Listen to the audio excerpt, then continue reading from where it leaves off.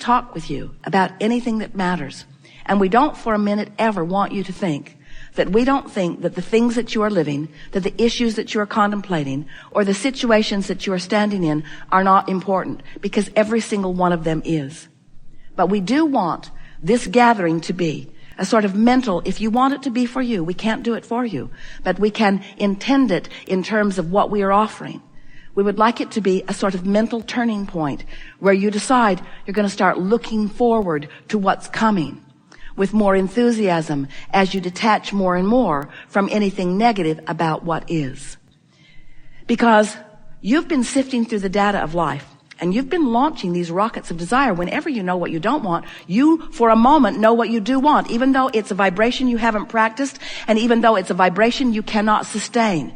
You gave birth to it, and the larger part of you can sustain it and does.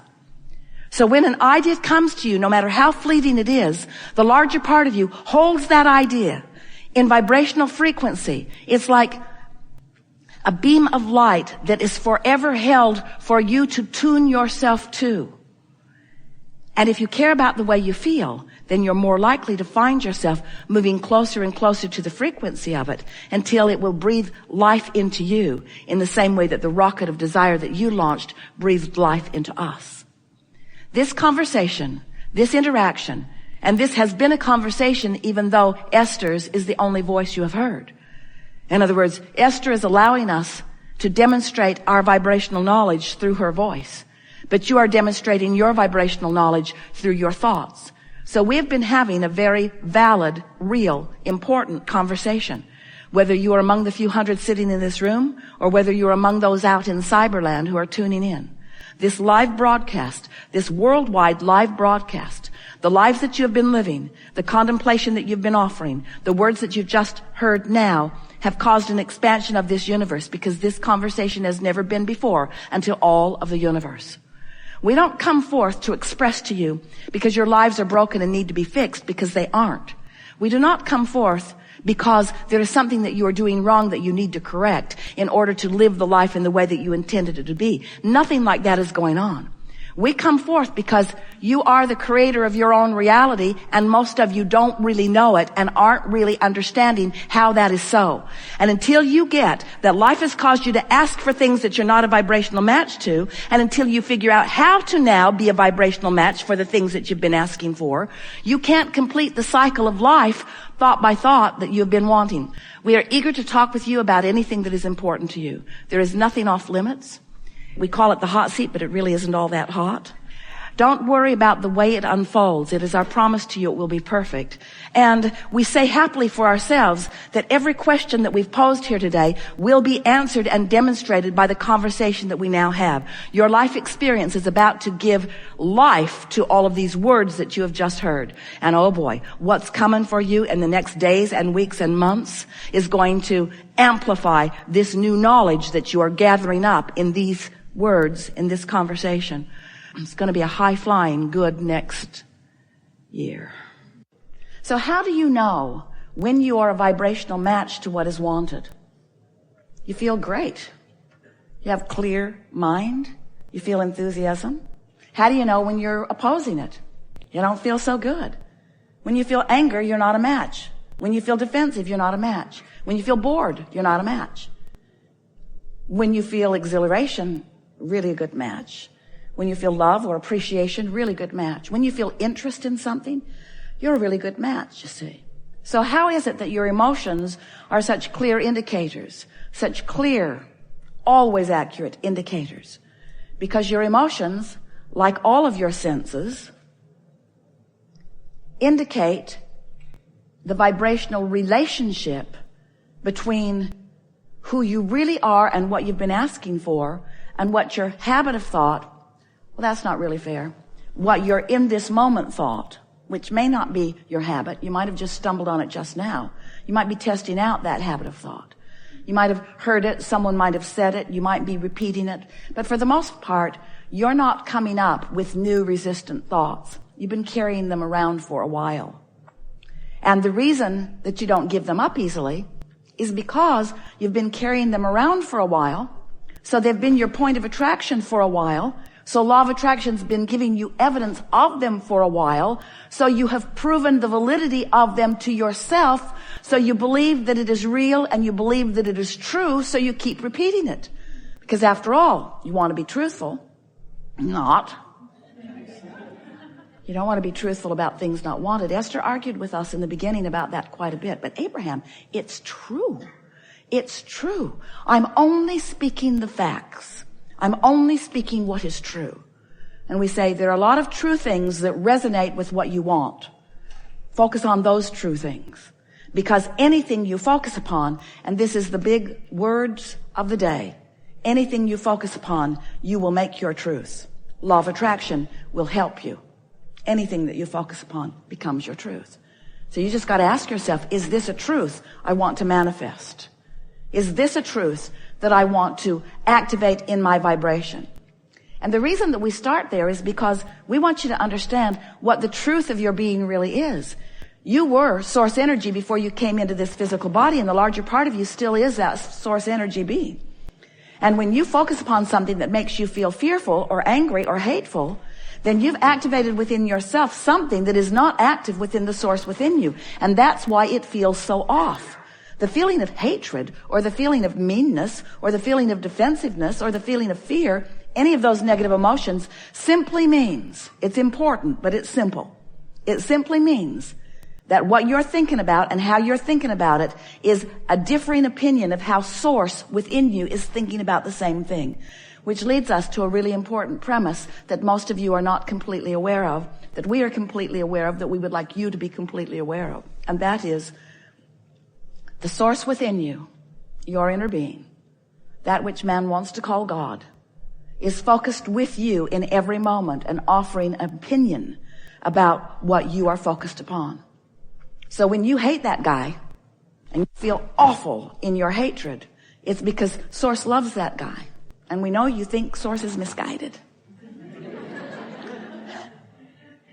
If source really knew the details, let me give you more details, source. I would like to tell you specifically why I feel justified in this. I am justified in this because I feel justified in this because I feel justified in this because it is something that I do not want. And I've come to believe that if I push hard enough against unwanted things, that in my pushing against unwanted things, I will obliterate them. And as I obliterate the unwanted things, in their absence, I will be left with something that I want. We want you to know that this is an environment of well-being, and that well-being is available to you at all times, that there is not a moment in time that well-being is not available to you. You just need to relax and allow the well-being that is available in every moment to wash around you, to flow to you and through you, to sustain you, to uplift you, to provide for you. Because well-being is the balance of this universe. And if in any moment you are experiencing something less than well-being, it only means that there's something going on in your thought process, and it didn't start just now, it's been going on.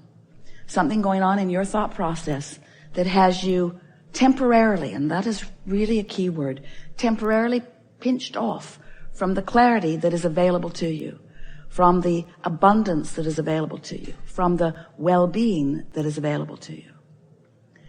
We are eager to talk with you about anything that is important to you.